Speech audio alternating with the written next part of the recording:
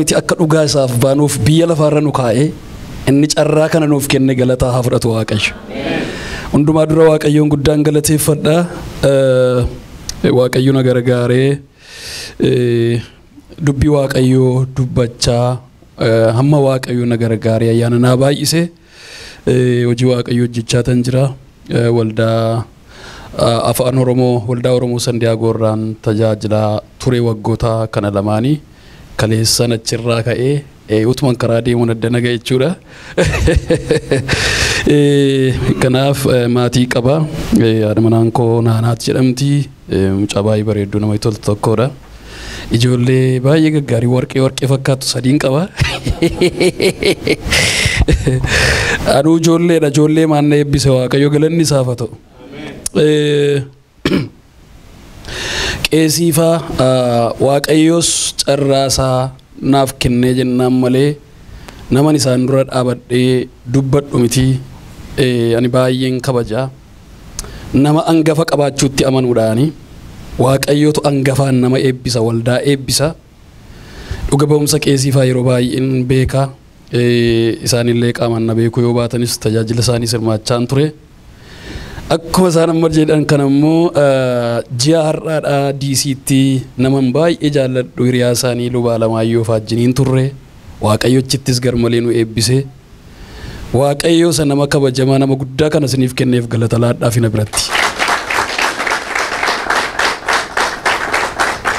Dhugaadha salphaa miti afroota koo Waaqayyo yoo waldaa eebbise malee ba'aadhaa rakkina adda addaatu jira. Nama hojii Waaqayyoo keessatti waggaa 38 naan jettanii qeesi. Waaqayyoon koo sinaa eebbisu baga gooftaan kanaan isin ga'e. Kun salphaa miti karaa dheeraa deemuudha. Karaa dheeraa deemuudha. Dhiyoo kana iddoo tokko tajaajila deemeetanii luba isaan beekuu garuu maqaa isaa hin dha'u. Waggaa 37 tajaajilee 38ffaa irratti wayitu hudheena qabeedha jedhe qeesiin. Waggaa 38 irratti 37 tajaajilee qeesii namni nuun jaallannu tokko. Waggaa 37 inni waldaa geggeessee hin beeku. Waldaa tajaajila. Hojii baay'ee hojjete Waaqayyo lubbuu hedduu mana isaatti isaan fide. Amma garuu waldaa akka geggeessu ta'e. Waaqayyo isa gargaaree. Inni waggaa 38 dabarse kuni isa waggaa tokkoffaan keessa jiru kana jiniin waliin madaaluu jedheetu dubbate. Akka kana yeroon jedhu Waaqayyo yoo nama gargaareedha karaa dheeraa kana deemuun kan danda'amu. Gooftaanis na eebbisu sagalee Waaqayyoodhaa dubbifannaa kana caalaa yeroo hin fixu. Ol kaaneetu sagalee Waaqayyo ulfina isaatiif namoonni isinii danda'amu duwwaanii kan isiniif mijatu dubbii Waaqayyoodhaa dubbifanneetu Waaqayyoonis walii wajjin hin galateeffannaa. Macaafa keessanirraa macaafa seera uumamaa boqonnaa 32 lakkoofsa 22 kaasee amma 28 irra isa jirutu dubbifanna walii wajjiniin iddoo laman dubbisa. Inni duraa kuni seera uumamaa boqonnaa 32 lakkoofsa 22 amma 28 irra isa jiruudha. Nan dubbisa maqaa Yesuusiin. Yaaqoobis halkanuma kana sana ka'ee dubartoota isaa lamaan xomboree warraa fuudhee sana lamaan ijoollee isaa 11 fuudhee malkaa Yaaboq ce'e. Isaan kana eegaa gamaan ga'eemmoo deebi'ee waan qabu hundumaa hin ceesise. Inni lafa turetti deebi'ee achitti kophaasaa hafe. Namni tokkos hamma booruun baqaqutti Yaaqoobiin wallaansoo qabe. Namichis Yaaqoobiin akka hin dandeenye yommuu arge walga'ii luka isaa jabeessee hin qabe. Yaaqoobis ammayyuu namicha wallaansoo qabuutti utuu jiruu cuubiinsaa iddoodhaa kaate. Namichis Yaaqoobiin booruun baqaqeeraa ganna dhiisi jedhe. Yaaqoob immoo deebisee yoona eebbifte malee ani gadi sin dhiisuu jedhe. Namichis maqaan keenyu jedhee isa gaafate. Innis deebisee maqaan koo Yaaqoob jedhe. Yommus namichi ati Waaqayyotti namattis maramtee gad dhiisuu diddee dhaabachuu dandeesseetta. Kanaafis achi maqaan kee Israa'el haa jedhamu malee Yaaqoob hin jedhamin. Israa'el jechuun Waaqayyo wajjin wal'aansoo kan wal qabu jechuudha. Ameen. Ammoo nan darbaa macaafa seenaa baraa isa duraadha. Boqonnaa 4 lakkoofsa 9 isa jirutan dubbisa.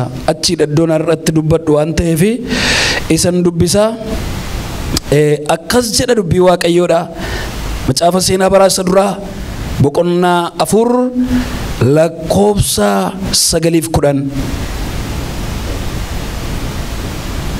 Yaabees obboloota isaa caalaatti ulfina qabeessa ture.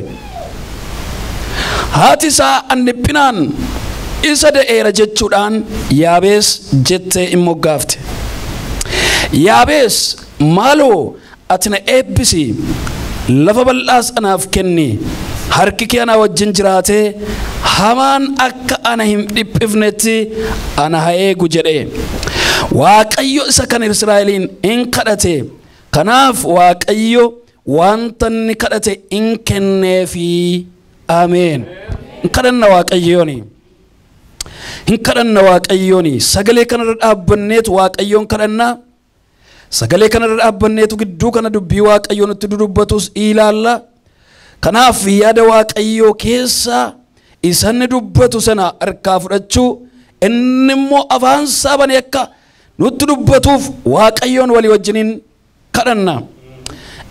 Waan haaraa waan finnu hin qabnu Waaqayyoon dubbatu ta'e. Firoota koo namni yeroo dubbatu cabarratti caba dabalee biraa gala. Madaarratti madaa dabaleetu biraa gala. Ilmi Waaqayyoo inni qaraanioo Golgotaa irratti waa'ee keenyaaf aarsaa ta'e gaafa asii Waaqarraa sosocho'u madaa dhala namaadhaa hidhuu fayyisuu danda'a. Caba namaadhaa dhidhiibuu danda'a. Isa bara dheeraadhaaf nama miidhachiise, isa garatti deebi'an nama wal dhaalchise, isa du'amoo jireenya nama jechisiise lakkee jireenya jedha Yesuus. Haleluuyaa, haleluuyaa. Yesuus bira hiikatu jira. Yesuus bira furmaatatu jira. Yesuus bira furmaatatu jira. Yesuus bira furmaatatu jira. Misraachoon har'a fuudhee dhufe yoo jiraate misraachoo furmaata milkaa'inaate. Haleluuyaa. Kadhanna Waaqayyoon.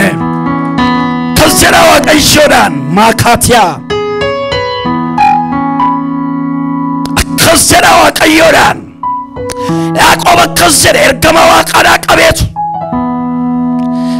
Taasa ammati na eebbiftutti du'a lubbuu yoo ta'e gassinnisu. Haleluuyaa. Gatii baaseera eebbaaf jedhe karaa dheeraa adeemeera. Hamma har'aatti milkoofne, hamma har'aatti wallaansoon koo jabaadha. Amma garuu madda eebbaadhaa argadheera. Otuuti nan eebbisin gassinnisu tasuma. Barareeraaf buqqeenaan naan ture. Vilaadiyaa alvama haswiigaal tordosoko jeevene mehiyee swiigatiyaa elovaaniyaa maakrova turra diila bogaasa. Waaqayyo galanni siif haa ta'u. Haleluuyaa. Hafuura keessan ammayyuu dadammasaa hafuura Waaqayyo keessatti. Haleluuyaa. Bargachuudhaaf wallaansoorra karaa dheeraa deemu, ari'atamu, bakkee Beersaabaa bineensaan guute keessa dhagaa boraafatanii ciisu, waan abdiin qabne waan hirkoon taanetti hirkifachuu, eebba argachuudhaaf wallaansoo baay'ee keessa tureera. Sun hundumtuu madda eebbaa hin taane, har'a garuu madda eebbaa argeera iji koo. Maqaa Yesuusin iji kee madda eebbaa harku. Maqaa Yesuusin madda eebbaa harku. Tarii karaan isin harkaa kan babbade utuu kadhattanii, utuu boossanii, utuu tsoomtanii, utuu wawwaattanii hamma irraatti karaan isaa kan isiniif hin argamne maqaa Yesuusin iji keessan haa banaaf.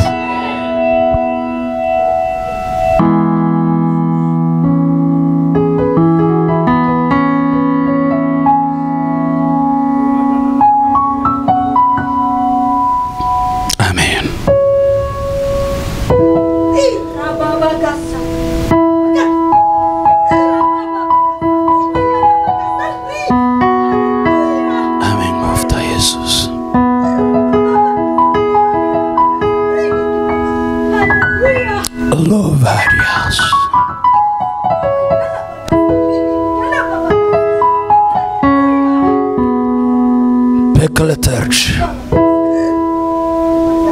Elvenes Wegalt Plardia Lemantayas Plovidia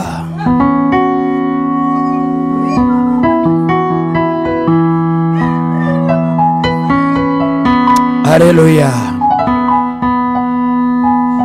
Afur kulkullu ala pekoraka. Makansa Geleta Harkaa. Jesus ngoftaadha. Jesus jiraataadha. Jesus jiraataadha. Arfin du'aan galagalche. Angosi olif arfi diablosin kan hunkuteesse. Jesus jiraataadha. Jesus mo'eera. Jesus mo'eera. Himwam toti Jesus tutif mo'eera. Ralabadira bogase. Enyu akkate abalusa addabasi hubachuu yoon baadhe afurri qulqulluun nama addana gidduu dhaabbate natti dhi'e nan dadhabe wallaansoo natti ta'e nama jedhutu jira naan jechaa jira Waaqayyo.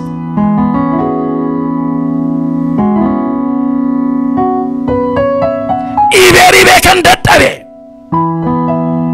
yaaltee kan dadhabde tasayyuu falli milkaa'inaa kan sirraachi faffagaate naaf qabe nama jedhutu addana gidduu jira Waaqayyo.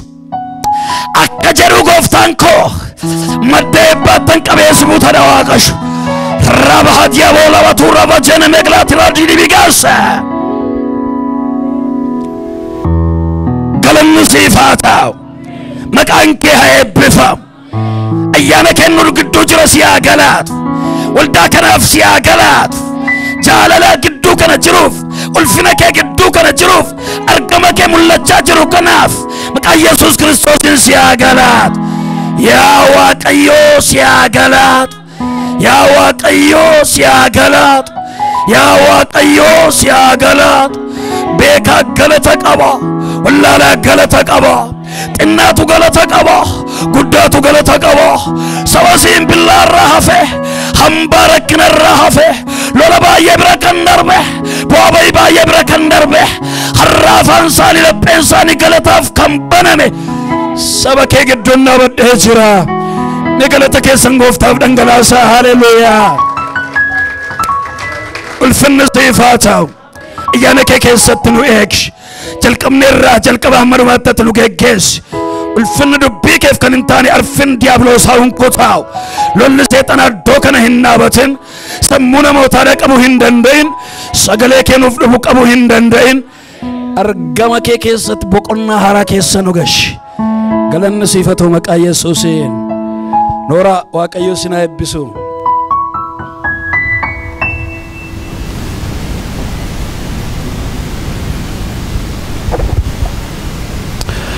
Sagalee Waaqayyoodha. Iddoo kanatti akkan dubbadhuuf hafuurri qulqulluun gidduu kana yeroon waa'ee sagantaa kana dhaga'ee kaasee kan hafuurri Waaqayyoo keessa koo kaa'aa tureen isan iddoo kanatti isiniif fuudheetan dhufe. Isin saba ayyaanomeedha. Isin saba yaadi Waaqayyoo irra jiruudha. Isin saba ulfinni Waaqayyoo isin gidduutti mul'achuudhaaf ammayyuu sakaleessaa caalaa iji Waaqayyoo paawuzaa Waaqayyoo iddoo kana ilaalaa jiruudha. Sagalee Waaqayyoo waa'ee eebbaa irrattan dubbadhaanii eebbisi yoonni jedhe hin eebbifna hin abaarru waan ta'eef maqaan isaa eebbifamu. Waa'ee eebbaa irratti akkan dubbadhuuf Waaqayyo keessa koo na kaa'eera. Eebba kana keessa namni tokkoyyuu tun galin kana keessa namni tokkoyyuu hin hafin maqaa Yesuusiin. Guyyaa har'aa kanaa kaasee sagaleen iddoo kanatti dubbatamu hamma xumura konferensii kanatti wanti ta'u hundumtuu Waaqayyo eebbatti nu seensu waan barbaaduuf eebba sana keessa Waaqayyo hunduma keenya haa gashu. Sagalee Waaqayyoodha. Macaafaa isa lammaffaa irratti dubbise kan irrattidha kan dubbadhu. Seenaa baraa isa lammaffaa isa duraa boqonnaa 4 lakkoofsa 9 irra isa jiru isa irrattan dubbadha. Isa irrattini akkan dudubbadhuuf hafuurri Waaqayyoodha keessa koo na kaa'ee isatu walii wajjiniin ilaalla. Seenaa kana yeroo dubbifannu waa'ee Yaabeesiin dubbata. Waa'ee Yaabeesiin dubbata. Seenaa Yaabeesii isa dura waa baay'ee waan agartan hin qabdan. Seenaa Yaabeesii haalli jireenya isaa, umuriin isaa, bakki dhufa isaa, karaan irra ba'ee wanti diteelii isin kitaaba isin baay'ee irraa argattan baay'een hin jiru. Garuu giddugala lafa seenaan isaa hin eegamnetti, lafa waa'een isaa hin eegamnettitu giddugala gara lakkoobsa tokko amma 8tti sanyii fi gosa maqaa namootaadhaa tarreesse isarra ce'e immoo lakkoobsa 11 kaasee hamma dhumaatti ammas isumatti fufee giddugala namni hin yaannetti seenaa Yaabeesiin dubbata. Giddugala namni hin yaannetti Waaqayyo seenaa kee haa dubbatu. Giddugala gara olitti waan biraa dubbatame 11 kaasee hamma dhumaatti waan biraa dubbatame lakkoobsa 9-10 irratti garuu seenaa Yaabeesiin dubbata. Arra isatu walii wajjiniin ilaalla. Achi keessaa kan nuun agarru wantoota gurguddaa 3 agarra. Inni tokkoffaan sababa moggaafama maqaa Yaabees isa ilaalla. Inni lammaffaan hiika maqaa Yaabees, hiika maqaa isaatii ilaalla. Inni sadaffaan kan nuun ilaallu kadhaa Yaabeesiif yaada Waaqayyo isa irratti qabutu ilaalla. Isaan kana agarra gaddoo kanatti. Waa'ee Yaabeesitti yeroo deemnu macaafni qulqulluun waan baay'ee dubbachuu yoo baate iyyuu sanyiinsaa hiddisaa Ahari'eel ilma Haruum akka ta'e iddoo sanarraatu tuqee dubbata. Lakkoobsa 9 irratti Yaabees obboloota isaa caalaatti ulfina qabeessa ture jedheetu jalqaba gaa. Ulfina qabeessa ture jedhee dubbata. Erga akka kana jedhee booddee waa'ee haadha isaatii dubbata. Haati isaa anniphinaan isa dheera jechuudhaan Yaabees jettee moggaafteedha. Akkaataa dhaloota isaatiitti deebi'aa gaachas. Haati Yaabeesii maqaadhuma Yaabees kan isheen laachuu dandeesse akkaataa inni itti dhalate rakkina isheerra ga'ee miixuu isheetti jabaate hadhaa keessa dabartirraa kan ka'etu maqaa Yaabeesii laatteefi jechuudha. Namni hundumtuu kan isin beektanii gaafa dhalatu haatiin miixatti rakkatti amma deessutti.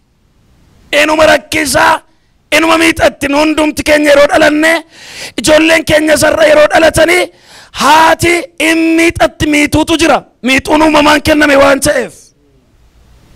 Rakkinatu jira yeroo gabaabaadhaaf. Dafquutu jira yeroo gabaabaadhaaf.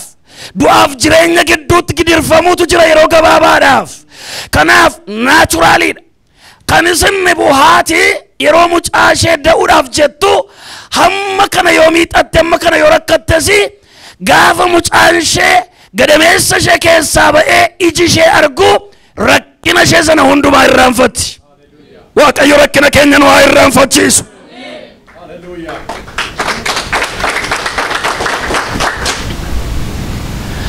Hamma ijaanii mucaa hin agarreetti firriyyuu duukaa miixata. Abbaan manaa marrummaan qabatee takka gattaa takka olka. Argeera waan ta'eefan dubbadha. Maal taati laata? Mucaan dhalataa jiru maal ta'a laata? Ogeessi immoo bira taa'ee oksijiinii mucaadhaa gadi bu'aa jira jedha. Waan isin dhibu. Ogeessi immoo bira taa'ee lapheetu akkas ta'aa jira. Isheetu akkas ta'aa jira. Sokee jedheetu akka kana dudubbata. Maal ta'aa jira? Maal taati mucaan maal taati haati jedheetu firri naanna'ee faamiliin naanna'ee ala dhaabbatee dhaggeeffata. Kan isin dhibu haati amma firri ollaan abbaan haati abbaan manaa dhiphatan miti dhiphinni ishee gaafa keessa dabartee iji ishee dhala ishee argee jedhu hin irraanfatti. Irraanfachuu ishee booddee rakkina yookaan immoo gidiraa jettee moggaafti miti, gammachuu jettee moggaafti, eebbaa jettee moggaafti, abdii jettee moggaafti, ulfina jettee moggaafti, ifaa jettee moggaafti. gammachuu gammadee jedhanii moggaasu kana jechuun tootaalii irraanfatteetti boqonnaa haaraa keessa galteetti jechuudha. Waaqayyo boqonnaa haaraa keessa sinaa galchu. Haleluuyaa. Addanaa utuun irran darbin kanan dubbadhee darbuu barbaadu. Bara dheeraadhaaf ilmaan hafuuraa ulfooftanii ijoollee hafuuraa kakuu hafuuraa ulfooftanii bara dheeraadhaaf itti ari'atamaa bara dheeraadhaaf itti miixachaa du'aaf doorsifamaa alaaf keessaa waraanamaa ba'aa jireenyaan miixachaa karaa meeqaan ulfa hafuuraa baattaniif kan gidirfamtan gammadaa barra sanitti haala galfattan dhiyoodha. Gammadaa barri sinissee jettan barri dhiyoodha. Gammadi inni si miixachiise Chikitiyaa Elvenimes yeroonati isa kanaafan niphadhe isa kanaafan miixadhe isa kanaafan gadda jette Allah hafuuraadhaa dhalli hin noqatu. Gadameessa keessatti yeroo mucaa baatanii mucaan ji'a 5 booddeedha kan isheen argamtu yeroo baay'ee. Sana dura haadhumaaf waaqa uumetu beeka waan garaa ishee keessa jiru. Waan sitti hima isa si keessa jiru isa itti miixattu namnuu si hin beeku. Sumaaf waaqatu beeka. Isinitti min darbaan tajaajilaanuu si hin beeku. Raajiinuu si hin beeku. Isa keessa keettatti miixattu isatti baattu ulfa hafuuraatti rakkattu attam taati jettu sana siif abbaa kee duwwaa beeka. Haleluuyaa. Haleluuyaa. Kanaaf mucaa yeroo dhalattu haati yeroo mucaa deessu hin irraanfatti. Kan haadha Yaabees garuu kanarraa addaadha. Kan isin nibu haati Yaabees akkuma nama ciniinsifatte akkuma nama rakkatte gaafa mucaan dhalatu iyyuu irraanfachuu dadhabde. In irraanfadhu rakkina kaleessa jette. In irraanfadhu miixuun keessa darbe du'aaf jireenya gidduuttan gidirfame. Kanaaf iyyuu maqaan mucichaa gammadaas hin ta'ini Yoosefiinis hin ta'ini hawwiis hin ta'ini eenyuun haa ta'u Yaabeesiin haa ta'u. Maqaa gooftaa Yesuus Kiristoosiin maqaa ormi nuuf kenne guyyaa kana horsee nurraa haa kaa'u. Horsee sirraa haa kaa'u. Maqaan asii gadi jechi asii gadi seenaan asii gadi kan seensin ibsine kan seensin beeksifne maqaa gaariitu Waaqayyotti si waamee jiru. Maqaa gaarii Waaqayyotu siif kennee jiru. Ormi asii gadi kan si waamu har'aa maqaa Yesuusiin faayila kara sirraan ciraa haa ciraa. Ati nama kabajaadha.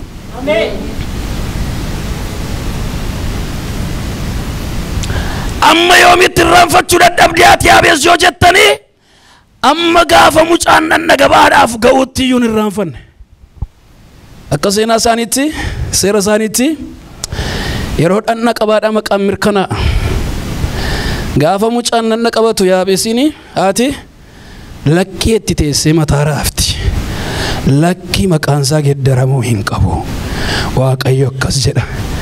Maqaansaas seenaansaas geddaramuu qaba Waaqayyo. Ameen jettan isin. Lakkii itti isheen teessee irraanfadhu rakkina sana irraanfadhu miixuu sana irraanfadhu gadda sana maqaansaa Yaabees ta'u. Yaabees jechuun immoo rakkisaa gidirsaa gidiraa yaaddessaadha maqaansaa. Kanaaf maqaadhuma kana baatee haa jiraatu. Maqaadhuma kana baatee haa deddeebi'u jetteetu akka kanatti teessee murteessiti. Amma yoomitti dhalachuu bira darbee amma inni dhagna qabaadhaaf ga'utti sanumaadha seenaa ishee. Yaabees kana hundumaadhaa beeka. Daa'imni yeroo dhalattu jalqabaa hin rakkifteef hin balliftee hin beektu. Gaafa garuu nama ta'aa dhufanii gaaffii nama gaafatu. Maali rakkin maaliif amma kanatti aarte maaf gaddite jedhu Yaabees sammuusaa keessa dhufe. Kana booddee Yaabees fara tokko falate. Maqaa namni naaf kenne kanas seenaa namni naaf kenne kanas kan jijjiiruu danda'u ilma Waaqayyoo Yesuus duwwaadha. Har'aa kaaseera Yaabees seenaanitu dhimma koo ol dabarseera ani. Ameen jedhaa ka. Haleluuyaa. Maqaa kana kan narraa kaasuu danda'u seenaa kana kan narraa kaasuu danda'u oliyyannoo fudhadheeraane. akkas jedha anolii yennoo fudhadheera dhaame dhimma kana Waaqayyootti dabarseera dhaame haleluuyaa kana booddee Yaabees gadi taa'e dhimma isaa Waaqa akka ilaallatu waan bareef kadhannaa gurguddaa sadii kadhachuutti ka'e gadi taa'e. Yeroo gidirfamtan yeroo abdiin isin harkatti qaqallatu yeroo jilbi keessan lallaaf yeroo waan qabdan nabdan yeroo namni isin abdabtan namni isin of bukkeetti jira jettanii ilaallattan fuula dhiisee dudda isiniif laatu yeroo karaan isinitti cufamu yeroo haalli isin harkaa bitaacha ga'u gaafa sana ariifadhaa dhimma keessan ol dabarsaa olii dhufa furmaanne kana booddee Yaabees akka kana jedhe amma gaasan dubbisa lakkoobsa 10 Yaabees maaloo jedhe Waaqayyoodhaan ati na eebbisi maal na godhi sababiin isaa maqaan isaa maqaa abaarsaati haati deesse eebbisuu hin dandeenye ollaan bakkeedhaa dhufu eebbisuu hin dandeenye abbaan eebbisuu hin dandeenye kanaaf iyyuu eenyutu eebbisuu danda'a akkas jedha yaa Waaqayyoo maaloo na eebbisi dhaame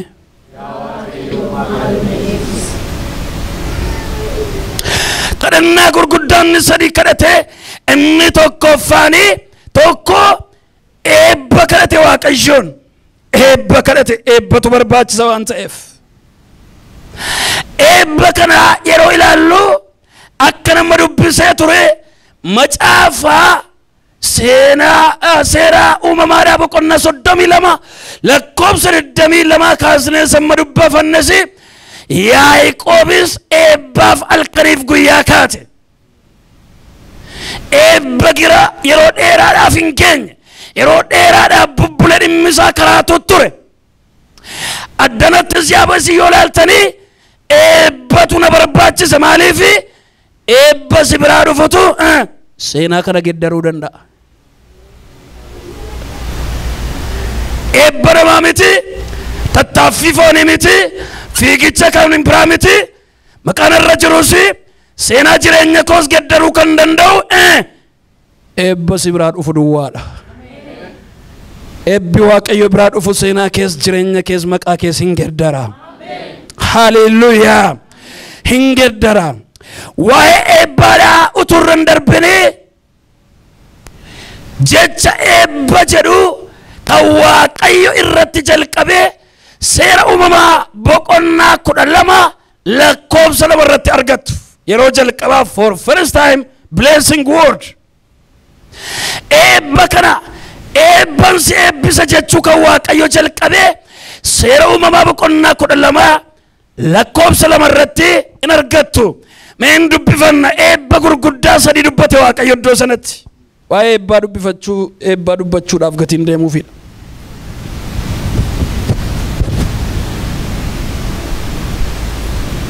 namni yaa dubbisu jira isin rakkisa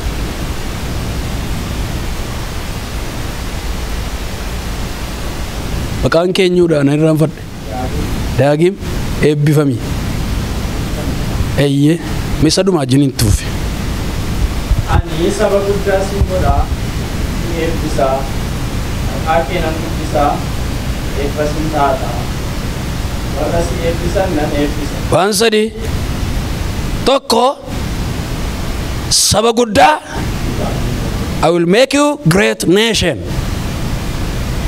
saba guddaan si godha Waaqayyo saba guddaadhaanani si eebbisa saba guddaa taata inni lammaffaani maqaa keen guddaa godha Waaqayyo great name inni sadaffaan inni gidduu hafee jiru garuu sin eebbisa jedhe eebba akkasumaani tokkotu gidduu jira isa irratti dubbadha lakkoobsa dinaa dubbisii taa'e warra si eebbisan nan eebbisa warra si salphisan nan abaara homoo biyya lafaadha Amen ilaala eebba gurguddaa sadii kakate Waaqayyo iddoo sanatti isa duraan argatte waan baay'ee jalqaba Abrahaamiin yeroo waamee jedhu Waaqayyo eebba sanyiidhaan si eebbisa namaanan si eebbisa sanyiidhaan sabaanan si eebbisa. Ati namicha tokkicha kana keessatti namni Abrahaamin namicha tokko ilaala. Waaqayyo Abrahaam keessatti saba baay'ee ilaala. Ameen jettan isin. Namni Abrahaamin yoo arge obbo Abrahaam yookaan gaashe Abrahaam yookaan immoo Abrahaam jedhetu bira darba. Waaqayyo Abrahaam keessatti saba lakkoobsaan olii yoo baay'ate lakkaa'amurra darbee ol yoo ilaalan akka urjii waaqaa kan ta'u gadi lafa yoo ilaalan akka cirracha galaanaa kan ta'u Waaqayyo Abrahaam keessatti saba guddaa ilaalaa jira. Kanaaf Waaqayyo maal jedhee siin eebbisa abbaa saba guddaadhaan si godha. Inni lammaffaan general blessing dha. Siin eebbisa jedhe Waaqayyo. Inni duraadhaa specify godhe Waaqayyo adda baase. Maaliin eebbisa de sabaanan eebbisa. Isa lammaffaa garuu Waaqayyo generaalii godhe siin eebbisa. Gaafan taa'ee ilaalaa ture afurri qulqulluu yeroo laphee kootti naa hiikuutti ga'e. Eebbinni gudduu kun eebba hundumaarra caala waan isin nibu. General blessing jechuun inni haadha manaan eebbifaman achuma keessa jira. Inni ijoolleedhaan eebbifaman achuma keessa jira. Inni qabeenyaan eebbifaman achuma keessa jira. Inni ayyaanaan eebbifaman achuma keessa jira. Inni karaa hundumaatiin eebbi wal guuree dhufu general blessing sana keessa dhokatee jira. Kanaaf Waaqayyo siin eebbisa jedheetu gidduutti kaa'e. Isa sadaffaa maqaa keen guddaa godhe Waaqayyo. Macaafa seera uumamaa boqonnaa 32 lakkoofsa 88 irratti maqaan kee eenyu jedhama jedhe namichi Yaaqoobiin. Yaaqooban jedhama dhe. Achumaan itumaa dheni ati har'aa kaaftee Yaaqoobiin jedhamtu eenyu dharee? Israa'el. Israa'el jechuun kun immoo isa Waaqayyoo wallaansoo qabuu danda'u namicha jabaa. Isa maqaan isaa geddarame abbaa saba bal'aa jechuudha. Kanaaf Waaqayyo Abrahaamiinis maqaa kee maqaa guddaan godhe erga jedhe booddee isa dhumaa arfaffaa irratti eebba taataadhe Waaqayyo. Ameen jettan. Sin eebbisaa miti eebbisu bira darbeera. Maqaa baay'ee bira darbeera. Saba baay'ee bira darbeera. Suma mataa keetu eebbaadhe Waaqayyo. Mandaratti itti lattutti eebbuma dhangalaasaa deemtaadhe Waaqayyo. Waldaadhattutti sumatu eebbaadhe Waaqayyo. Jireenya jiraattutti biyya keessa jiraattutti hawaasa keessa jiraattutti eebbi kan biraan hin barbaachisu sumatu eebbadhe Waaqayyo. Har'aa kaasee maqaa Yesuusin eebbataa. Biyya keessa jiraannu kanaaf eebbataa. Waldootaaf eebbataa. Ifa dhalootaa taa. Warra mul'ata Waaqayyoo baatan, warra halkaniif guyyaa mul'ataaf miixatan, warra lubbuu oolchuudhaaf halkaniif guyyaa bu'an, warra mana Waaqayyoof halkaniif guyyaa miixatan, jiraachuu bira darbanii, daabboo bira darbanii, ulfina Waaqayyoof kan bu'an maqaa Yesuusin eebbataa. Jiraachuun keenya maaliin madaala maree? Akkuma namaadhaa buddeen kana nyaannee kanumaan duuna yoo ta'e. Akkuma namaadhaa hojii hojjennee bakka waa qabaannee akkaawuntiin kee xinnoo fooyyee nan eebbifame yoo jennate maaliin adda taatareeti nama kan biraarraa kan hoo eenyuyyuu hin ta'a. Jiraachuu keenya adda kan godhu argama Waaqayyoo keessa jiraachuu keenyaadha. Ulfina Waaqayyoo keessa jiraachuudha. Namni argama Waaqayyoo keessa jiraatu qaawwa mana isaatii ilaala miti qaawwa mana Waaqayyootiif bu'a. Namni argama Kiristoos Yesuus keessa jiraatu isa ofii isaatiif waldaa gaarii keessa jiraatuuf galateeffata duwwaa miti. Lubbuu ala kanaa du'aa jiran, diraagii keessa kan jiran, alkoolii keessa kan jiran, suusitti kan nammaa jiran, si'oolitti kan gadi bu'aa jiran isaan kanaaf bu'aa baata. Namni argama Waaqayyoo keessa jiru ofiif jiraatee darba miti namaaf jiraata. Warra kan gargaara, warra kaaniif miixata. Ta'uu baannaan maaliin nama kan biraarraa adda taana? Maaliidha? Maal wanti nama dinqu wanti biraan maaltu jira? Hin jiru. Jireenyuma eenyuyyuu jiraatudha kan jireenyi jiraannu. Ba'aan nutti kenname garuu namarraa adda nu godha. Mul'anni nu ibaannu garuu namarraa adda nu godha. ayyaanni nurra jiru inni laphee keenyatti nu miidhachisu nu boonsu sun nama kan biraarraa adda nu godha. Tarii namni ba'aa hin qabne as keessa waan jiru natti hin fakkaatu. Ba'aa kana kan hin qabne immoo Waaqayyo isiniif haa dabaalu. Ameen jettan isin dandeessani abaarsa miti.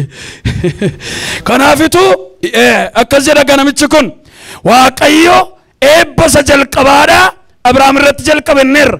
Abrahaam irratti jalqabeenneefne ilma isaa Yisihaaqitti achi darbe. Ilmi isaa Yisihaaqi yeroo abbaan isaa dhaala kenneefi du'ee jedhu innis dhaala abbaa isaatii eebba abbaa isaatiitti darbuuf ka'e. Kanis inni bugaruu macaafa seera uumamaa boqonnaa 26 yoodhattanii yeroo gurguddaa afuriif wallaansootu qabame. Burqaa eebba isaatii dura dhaabbatani. Yeroo jalqabaatiif warra Filistiyaatu itti yaa'ee lakkii siif hin ta'u siif hin maluudhaan qabeenyichi garuu kan isaati.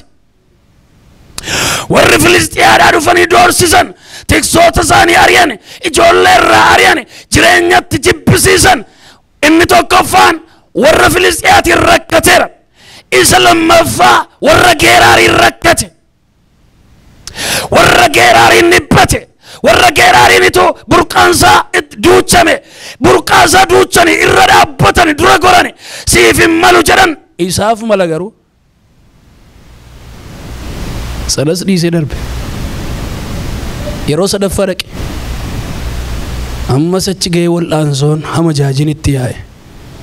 Maqaa iddoo sanaa immoo maqaa Yesuusiin kun lamaan immoo inni dudduuba kanaa immoo isa duraayyuun caaladhee shiixinaa jedhee moggaasee bira darbe.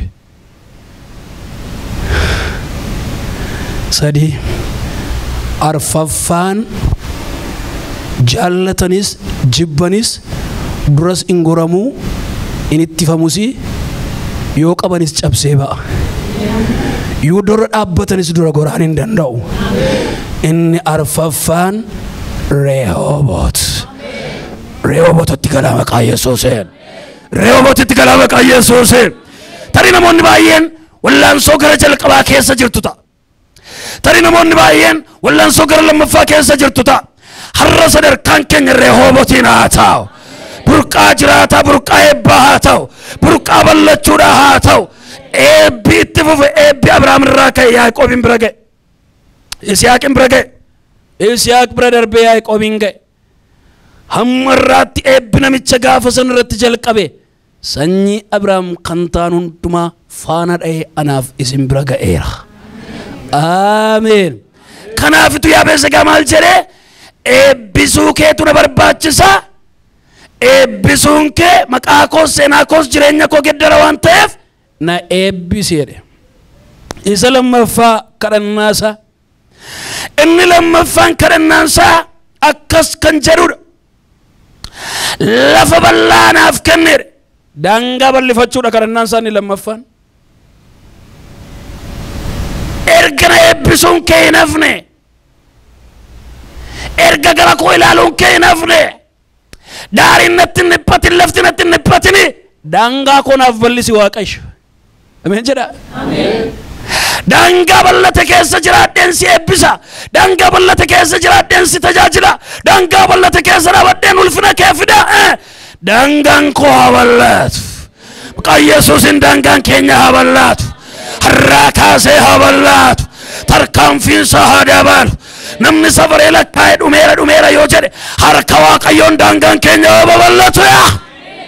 Mariivaa jiinaa glaati raadiyaa boorraa. Daangaa koo bal'isi Waaqayyoodha Waaqayyoodha.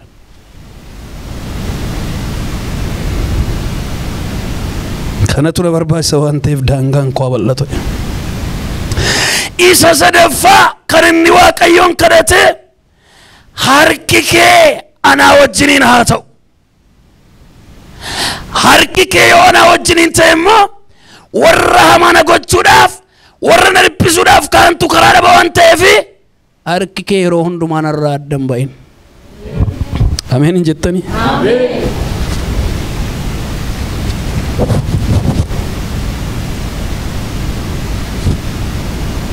Harka Waaqayyoo. Ulfina Waaqayyoo. Presensii Waaqayyoo. Eenyummaa Waaqayyoo. Argama Waaqayyoo. Ba'uutti galuutti san nama wajjiniin ta'u.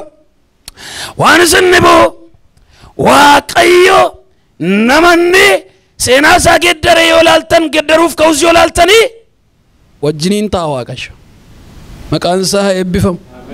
Maqaan isaa eebbifamu. Kanaaf edheetti namichi kun Yaabeesi Waaqayyo dangaan koo bal'atu erga jedhee booddee amma immoo harki kee yeroo hundumaadhaa anarratti haa ta'u jedhe. Seera uumamaa boqonnaa 35 lakkoofsa 18 yoo ilaaltanii seenaa kana wajjiniin kan wal fakkaatutu agartu. Seenaan iddoo sana jiru seenaa Liyyaatiif seenaa Raaheliidha. Seera uumamaa boqonnaa 29 lakkoofsa 31 yoo ilaaltanii Liyyaan akka hin leellifamne Waaqayyo yeroo argee ala godhachuu ishee dandeessiseedha. Ija namaatu irra hin jiru waan ta'eef. Iji abbaa manaa iji Yaaqoob irra hin jiru. Iji Laabaaf maatii irra hin jiru. Iji biyyaa iji naannoo ollaa irra hin jiru. Kanaaf iyyuu Waaqayyo maal godhe akka isheen jaallatamtu gochuudhaaf gadameessa Waaqayyo bane. Abanamu gadameessi keenya. Akkas jedha. Waaqayyo gadameessa Liyyaadhaa yeroo baree jedhu Liyyaan utuu walitti hin kutin daa'ima dhalaa amma godhatti turte.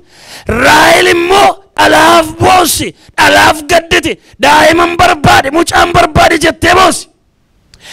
Yoo ilaaltanii dhala namaadhaa fuutee guddisuutti maqaa isheetiin waamamtee guddisuutti kaate. Kan Liyyaa fudhachuutti kaate. Dhumarratti garuu Waaqayyo Raaheliinis yaadateedha dubbii Waaqayyo. Waaqayyoon waa yaadatu. Waaqayyo si haa yaadatu. Kana booddee Raaheli lakkoofsa 18 inni gara dhumaadhaa 16 17 yoo ilaaltanii mucaa godhatte, mucaa hangafaa godhatteetu amma Waaqayyo akkan jaallatamu akkan leellifamu godheera. Ammas immoo itti dabalee mucaanaaf kenna jetteetu mucaa ishee eenyutti moggaafte?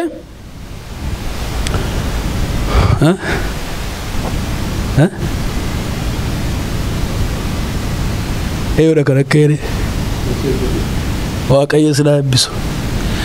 Amma kana booddee karri banameera, karaan banameera, kana caalaayyuu sichan balladhaa, kana caalaayyuu sichan hoora jetteetu caashee abbaan manaan koos na jaallateera jettee Yoosefitti moggaafteedha. Lakkoofsa 18 kanarra yoo dhuftan garuu ammas mucaa lammaffaa godhachuu ishee agarra. Mucaa lammaffaa yeroo godhattu akkan sila dubbadhe miixuutu tulfaate, rakkinatu irratti tulfaate. Kana booddee deessiftoonni akkasittiin jedhu jabaadhu alanas ilma godhachaa jirta, ilma da'aa jirta jabaadhu ittiin jedhu. Muu jetti isheen achi galagalte. Isa sin jettan kana miti inni isin argaa jiru inni keessa jiru itti isheen achi galagalte. Isa sin jettan kana jabaadhuu keessan bira darbannan keessa jiru jetti achi galagalte. Kana booddee mucichi akkuma isaatti yeroo dhalatu maqaa mucichaadhaa akkas jettee moggaafte. Beeni'oon jetteetu moggaafte. Beeni'oon jettee moggaafte. Beeni'oon jechuun ilma gadda kootii jechuutti hiikamala dubbii Waaqayyoodha. Garaan ishee gaddeera. Miixuu du'aarra jirti. Rakkina muddamarra jirti. Kanaaf iyyuu maqaan mucichaadhaa Beeni'oon jette. Abbaan mucichaa garuu mucichi Beeni'ooniin ta'u Biniyaam. Biniyaam jedhame? Haleluuyaa. Haleluuyaa. Biniyaamiin ta'a. Rakkinni yoo jiraates gidiraa yoo jiraates Beeni'ooniin hin ta'u gadi waamamu Biniyaamiin ta'a. Biniyaam jechuun immoo ilma maalko jechuudha? Ilma mirga koo jechuudha Biniyaam jechuun. Haleluuyaa. Waaqayyo ilma mirgaatiin isin haa eebbisu. Galanni maqaa isaaf haa ta'u. Haleluuyaa. Kanaaf isheenis Beeni'oon jette moggaafte akka kanattiin seenaa isaa keenya dabarrachuudha. Hiiki maqaa isaatii akkuma kaasee ture gidiraa, rakkisaa, rakkataattuu kan hiikamu ta'a. Kanammoo kan jechisiise akkaataa dhalachuu isaatiiti.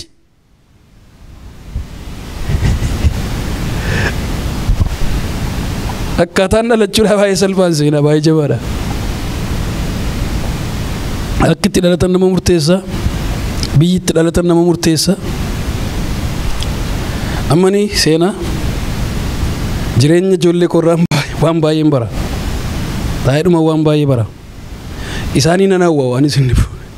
Isaanii nan hawwa garuu immoo isa Waaqayyo akka koo isaaniin gooneef immoo galatan gooftaadhaaf laadha.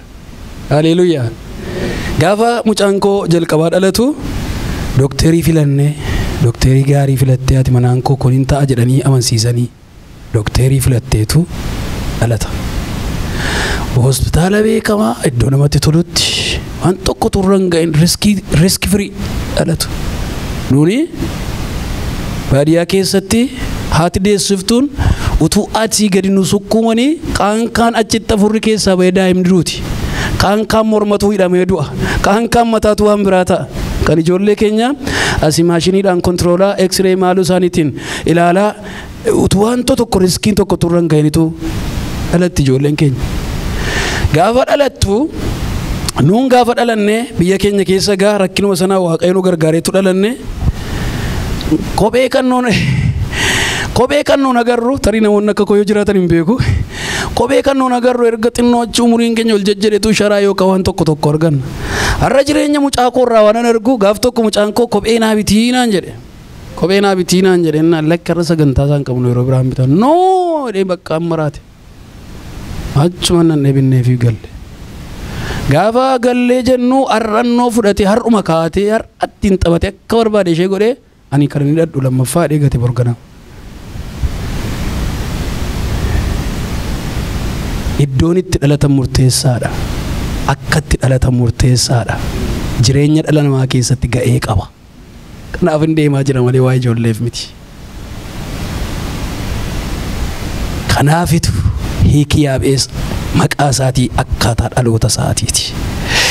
Egaa kadhannaa isaa agarreerra deebii Waaqayyoo gabaabsinee ilaalleen gara gudunfuuttan dhufa yeroon dheeressinu waan ta'eef.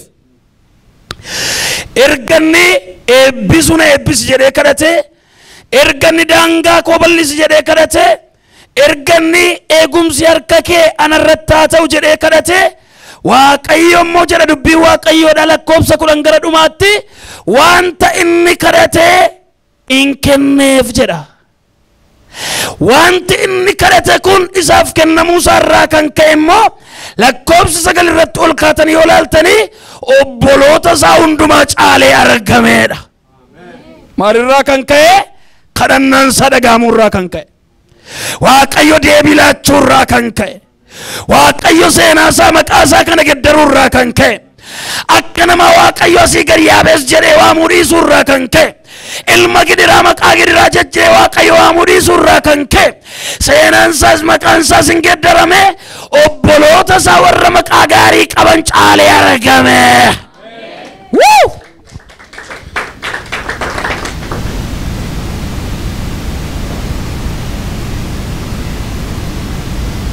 Hin dhagaa Waaqayyo kadhannaa namaa.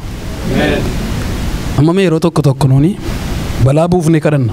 Yeroo tokko yeroo nutti ta'u bakka baay'ee ta'uu qaba jenneetu Waaqayyotti meeqa dardarree Waaqayyotti dhiyeessina. Yeroo torban lamaan tokkotti miixannee wantichi achuma gaafa inni ta'u immoo dhiifnee biraa galla. Ani waan tokko isin gorsa. Aturus abubbulus dhiiftanii hin galinaa. Dhiisanii galuun qaaniidha. Dhugaan isiniin jedhaan.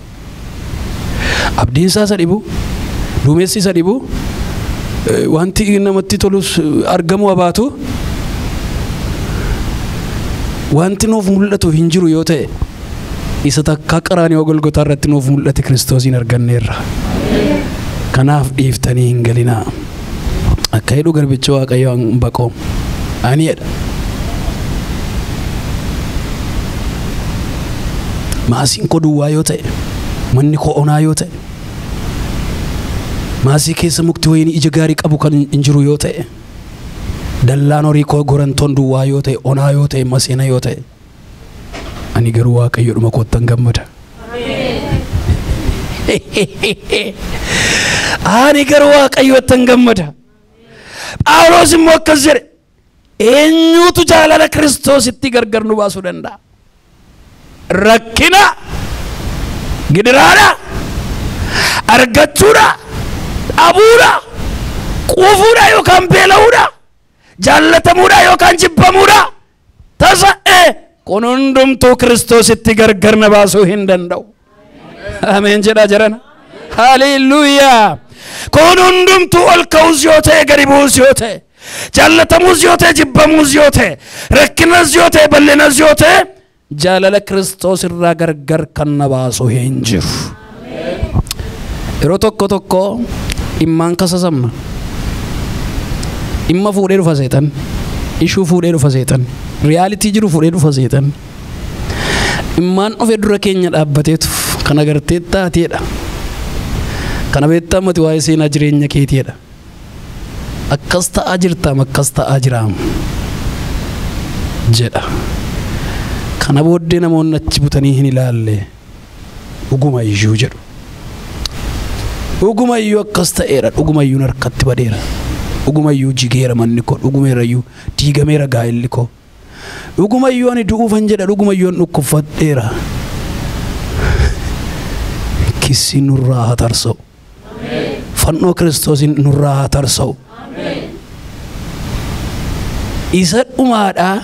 Kun hunduma zarazaree lakkaa yeroo inni fidu utuu isin al tokkicha qaraaniyoo Golgotaa irratti isa lola'e dhiiga Kiristoosin waa'ee isaa beektaa jettanii achumaan kufee hafa seetan. Ameen. Macaafa mul'ata Yohaannis boqonnaa 12 irratti yoo ilaaltanii akkas jedha dubbii Waaqayyoo. Obboloonni immoo seexanicha bineensicha mo'aniiru. Obboloonni warri kam warra addana jiran erga inni gad darbatame. Maaliin mo'an immoo jedhe dubbata? Dhiiga hoolichaatiin mo'aniiru. Inni lammaffaan immoo dubbii isa dhugaa ba'aniin isa mo'aniiruudha. Waan lamaan mo'uu dandeenya. Tokko dhiiga Kiristoosiin mo'uu dandeenya. Lammaffaa dubbii sagalee Waaqayyoo isa jiraataa. Isa eenyuyyuu danda'e irratti ragaa dhiyeessuu hin dandeenye. Isa eenyuyyuu sobaa gochuu hin dandeenye. Rifeeransiin isa kuffisu tasayyuu kan hin argamne.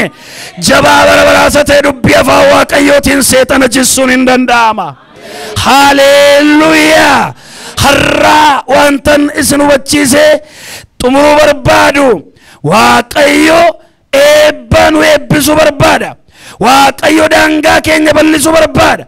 Harki isaa kan kanaan duraa caalaa ulfina addaatiin nurratti ta'uu barbaada. Qophaa bal'ifadhaa, daangaa keessan dhiisaa, Waaqayyoof karaa laadhaa. Waaqayyo dhufuu barbaadeera gara keessan. Haleluuyaa. Maqaan isaa haa eebbifamu. Ergan akka kana dubbadhee booddee har'oo akkamitti akka eebbifamaa jirru beenna. Wanta jedhamu irrattan gidduu kana dubbadha. No. Akka Waaqayyo nu eebbisaa jiru. Akka Waaqayyo nu wajjin jiru. Akka Waaqayyo eebba sana keessa gallee akka jiru maaliin fiil goona? Isa jedhu irrattan gidduu kana dubbadha. Mata duree isaan isiniif laadheetan asuma irrattan dhaaba. Inni tokkoffaan amalaaf eenyummaa isaatti nu guddisuudhaan nu eebbisa Waaqayyo. Ameen jedha. Amala keenyatti nu guddisa miti. Amala ofii isaatti. Bifa keenyatti nu guddisa miti. Fakkaatti ilma isaa Kiristoositti. Eenyummaa keenya isa daddabaa kanatti nu guddisa miti. Eenyummaa ilma isaa isa qajeelaa mudaan irra hin jirre sanatti. Yaada isaa keessatti sheep nu gochuudhaanitu Waaqayyo nu eebbisa. Akka jedhu dubbii Waaqayyoodha. Sabni koo hubannaa dhabuudhaanitu badeedha Waaqayyo. Hubannaan kun immoo hubannaa maalitti yoo jedhame isa wallaalu.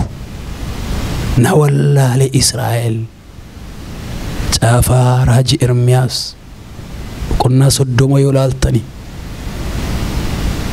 Na wallaale garbichi gooftaa isaa beekaa, garbittiinis akkuma kanaadha.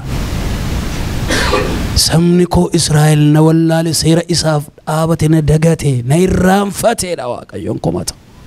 Kanaaf isa jalqabaadha kannuun eebba Waaqayyoo fiilgoonu qusaa qusiidhaan miti jireenya ishee addanaa lakkoofnu kanaan miti eenyummaa isaatti nu guddisuudhaan nu eebbisuu jalqaba Waaqayyo bor itti fufnaa asuma irratti Waaqayyoon kadhanna yeroo nattamidha.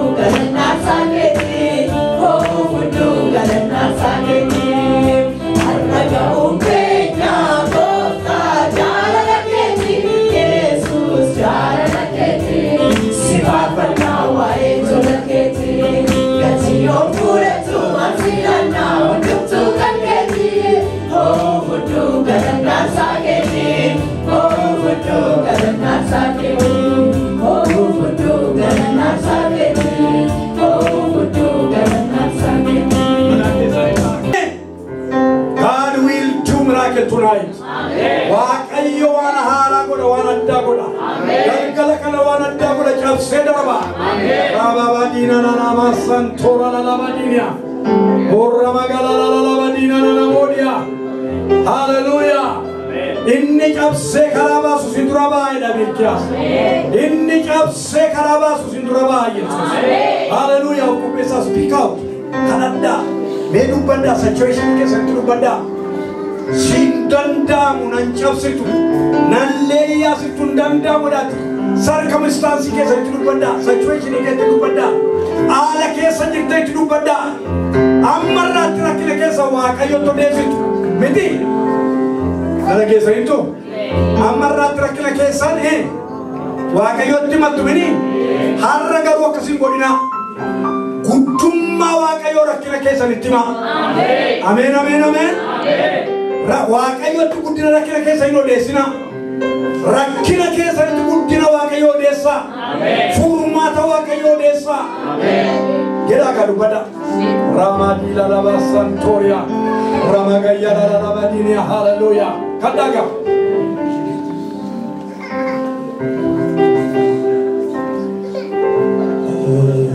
ramaba karana Waaqayyo kadda rakaba Waaqayyo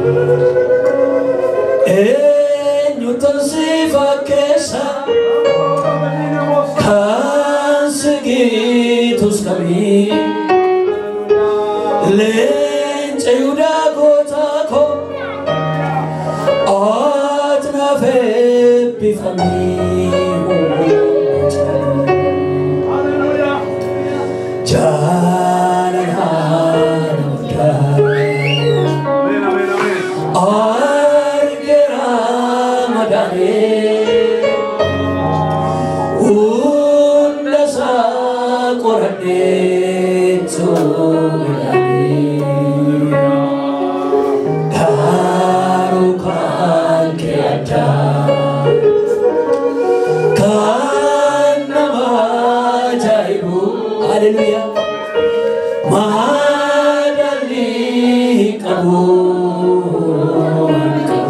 Farfattoonni jazbaan ta'anii waaqeffachiisaa ta'anii afura waaqeffannaa keessa galan kadhannaa. Kadhannaa saba Waaqayyoo, argama Waaqayyoo, ulfina Waaqayyoo dheebodhaa. Waaqayyoo argama barbaada. Laphee keessan afura keessan banaa gooftaadhaaf isuma kaleessaa caalaa. Waaqayyoo sinaa eebbisu eebbifamaa. Farfattoonni jazbaan waaqessaa. Hallelujah. Hallelujah. Hallelujah. Hallelujah. Hallelujah.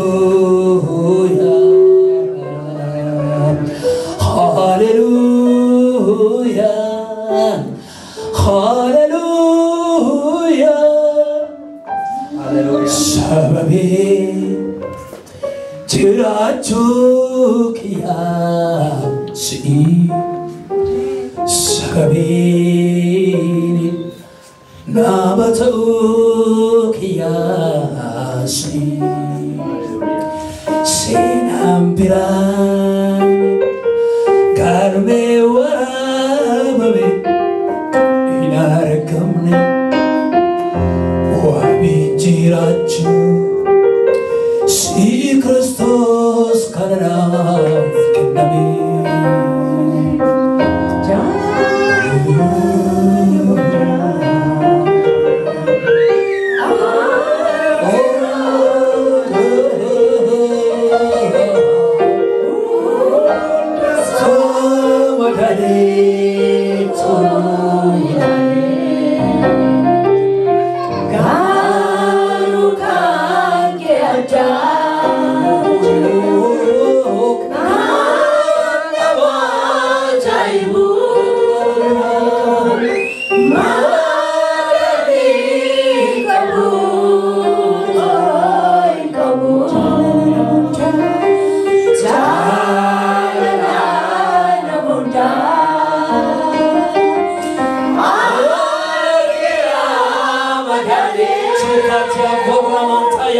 Waan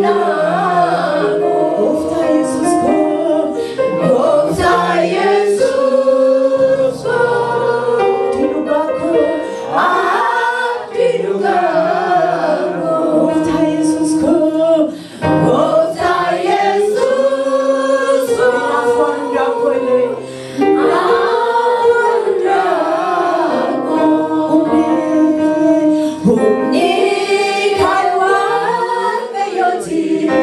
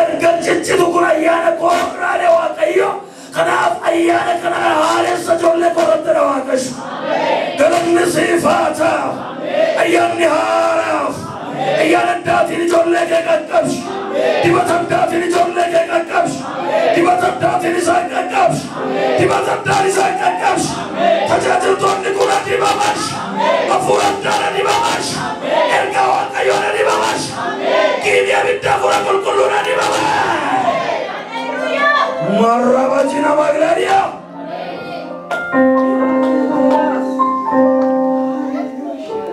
Karawatin ang karanda.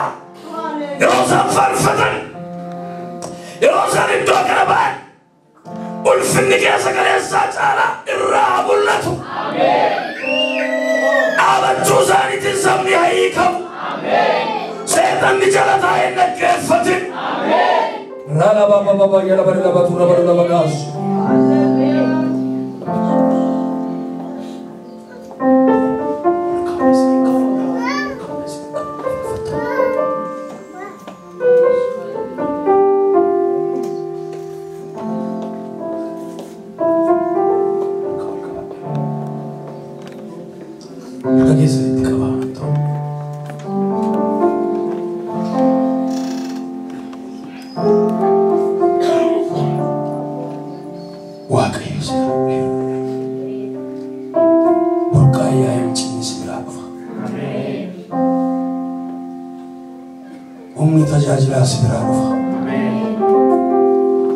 Umni namaraaf kan nama faarfachiisu humna kee malee wanti godhamu hin jiru hafuura kee malee wanti godhamu hin jiru har'a ijoollee kana geddaramsa addaa keessa gashina maqaa Waaqayyootiin geddarama addaa keessa gala akkas kan jedhu caafamee jira atis akka nama isa kaanii hin taata raajiis hin dubbatta kan jedhu isaa oliif caafamee jira har'a nama geddarame akka nama sakaanii hataas har'a nama geddarame akka nama sakaanii hataas har'a nama geddarame akka nama sakaanii hataas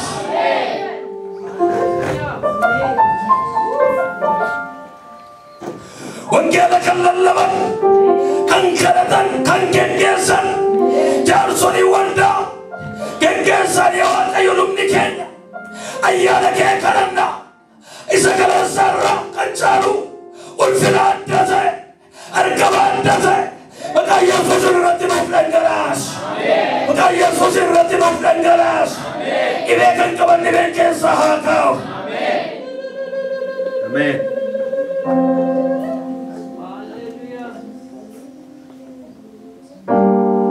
Dudduubatti Waaqayyo waan hawwachiisa.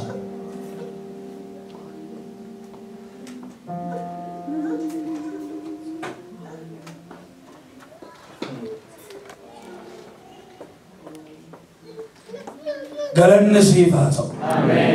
Maqaan kee haa jajamu. Maqaan kee haa jajamu. Dukkanan ibsa daa'ira Waaqayyo dukkanni keessa nahiif. Dukkanan ibsa jechaa jira Waaqayyo dukkanni keessa nahiif. Barareen gaddaa baattanii kan darbattan furtan. Waggaa kana wallaansoo kan isin qabaa ture. Har'aa ka'ee wallaansoo kun dhiiga Yesuus Kiristoosiin urgufamu. Maqaan Yesuusiin sabni kun fuudhee hin qabin. Wallaansoo dhukkubaa fuudhee hin qabin. Wallaansoo jireenyaa fuudhee hin qabin.